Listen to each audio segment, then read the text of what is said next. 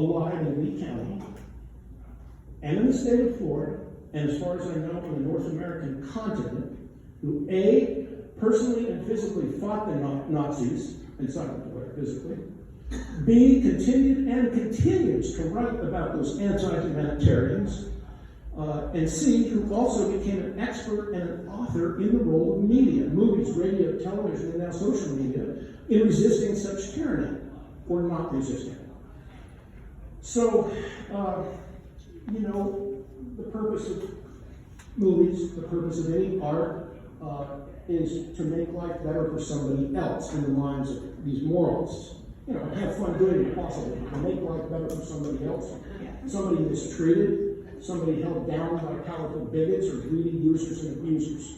And if that's not a humanitarian, I don't know what is. I think the room's full of it. Thank you.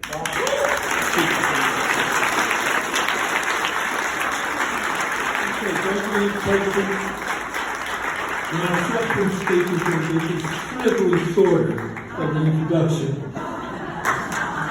Thank you so much, Roger. I very much appreciate your words and your comments. And if my mother were alive, I would swear she's the one who wrote that. I do want to start off by congratulating the filmmakers. Those were two excellent films.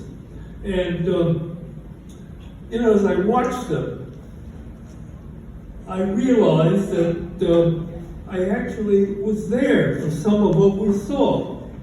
But I was very lucky. In the first 2 decades of the 20th century, our immigration laws were such that my parents were able to emigrate to the United States. And if the immigration laws had been what they were later and more recently, I wouldn't be here today. I'd probably be a pile of ashes in some foreign land. And that's one of the important parts of what we saw in those films. I very much appreciate this award that recognizes that people without power, if they are willing to try, can sometimes change policy in the country, make the world a little better.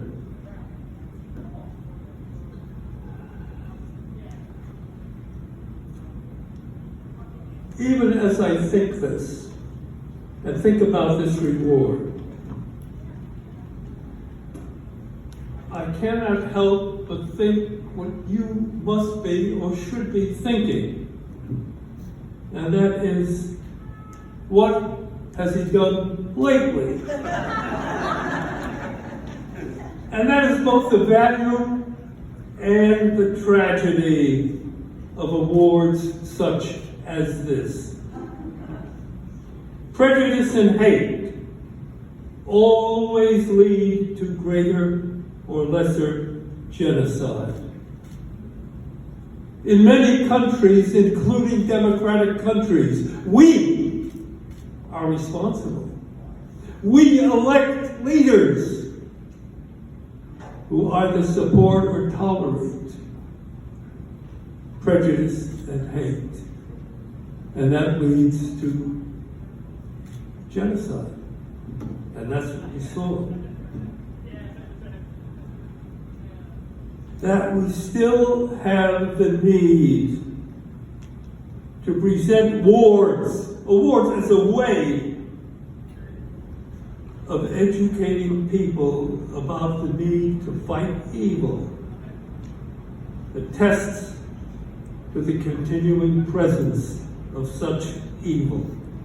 If each of us sitting today consistently stands up against bigotry and hate and evil in any form,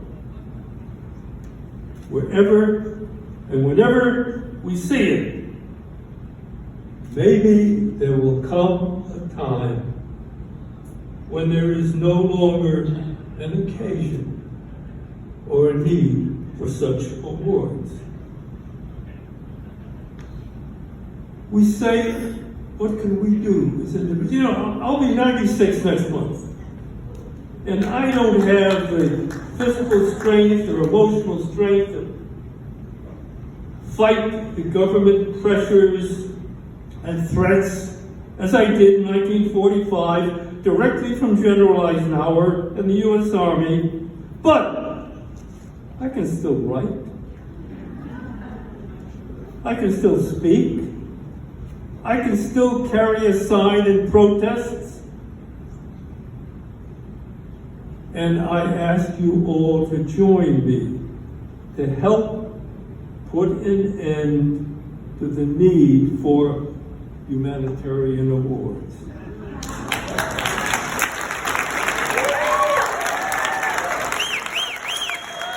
So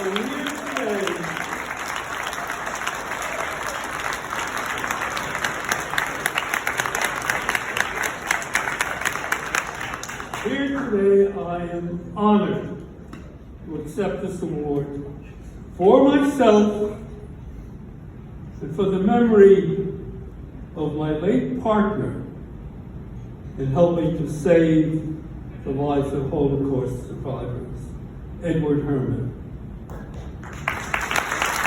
And now, after I receive this award, I would like the privilege of presenting an award of my own to Eric Reddit.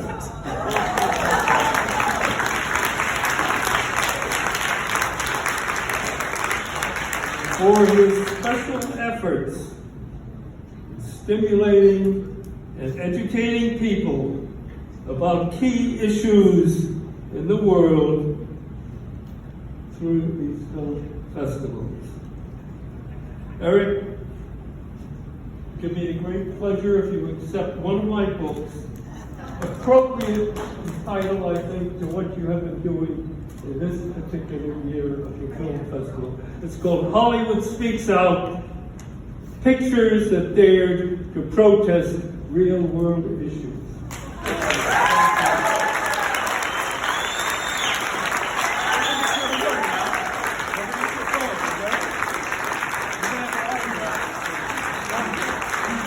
Did you autograph this? You did!